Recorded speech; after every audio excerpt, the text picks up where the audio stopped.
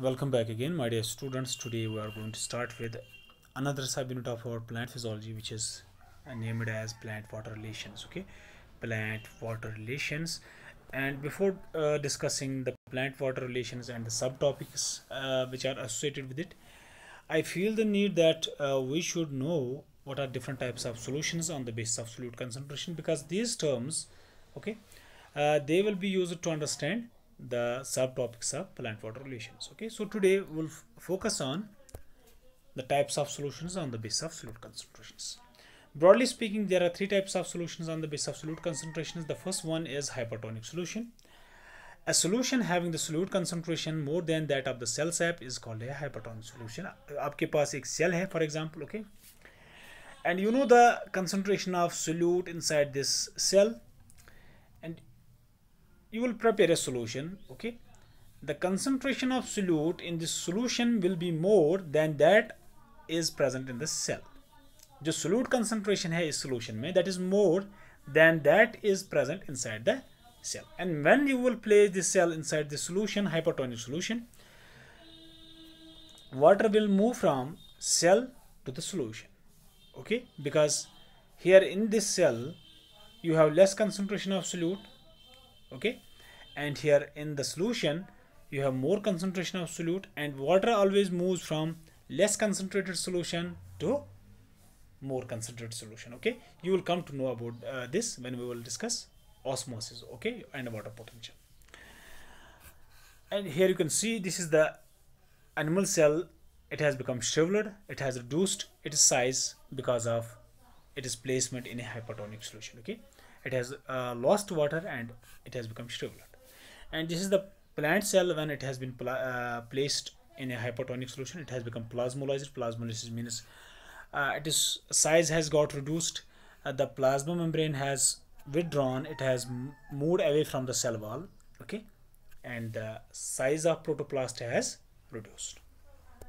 So plasmolysis can be defined as the loss of water, okay, from the cell. Okay, now the second one is hypotonic solution. A solution having the solute concentration less than that of the cell sap is called a hypotonic solution. Okay, आपके पास एक cell है, you know what is the concentration of solute inside the cell, and you are also preparing a solution, but here in this case the concentration of solute in the solution is less than that of the cell sap. Okay, यहाँ पे अभी cell में ही solute का concentration ज़्यादा है as compared to this solution, and when you will place the cell inside in this solution, water will move from solution to the cell. That means from less concentrated solution to the more concentrated solution. When this will happen, the cell will become turgid, it will swell up, its size will increase. Okay, it will increase in size when water will move from less concentrated solution, I mean hypotonic solution, to the more concentrated solution. Okay, यहाँ पे आप देख सकते हैं, this is the animal cell when it has been placed in a hypotonic solution. It has absorbed a lot of water and which has led to its lysis. ये फट गई है, ठीक है, because of more water. And here you can see this is the plant cell which has been placed in a hypotonic solution, and because of absorption of water from the hypotonic solution, it has become turgid. Its size has increased, but here this remains normal because it contains the cell wall, it will not burst. Okay, the cell wall, it prevents the bursting in case of plant cells. And finally, the isotonic solution. A solution having the solute concentration similar to that of the cell sap is called an isotonic solution.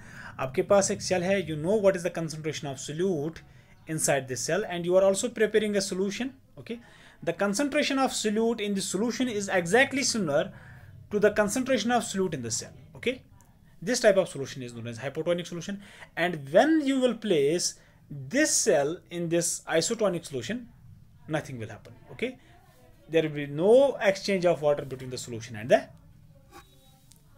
cell. Okay, here you can see this is the cell which has been placed in an isotonic solution. Nothing will happen. Neither water will move outward nor it will move to inside the cell. Okay, and same is the case with this plant cell. Nothing will happen. Neither water will move inside the cell, nor it will move away from the cell. Okay, so it will remain as such. Okay, these are three types of solutions depending upon the concentration of solute. Okay, I hope you all understand this. See you soon with the next lesson on plant physiology. Okay, till then, stay blessed and thank you.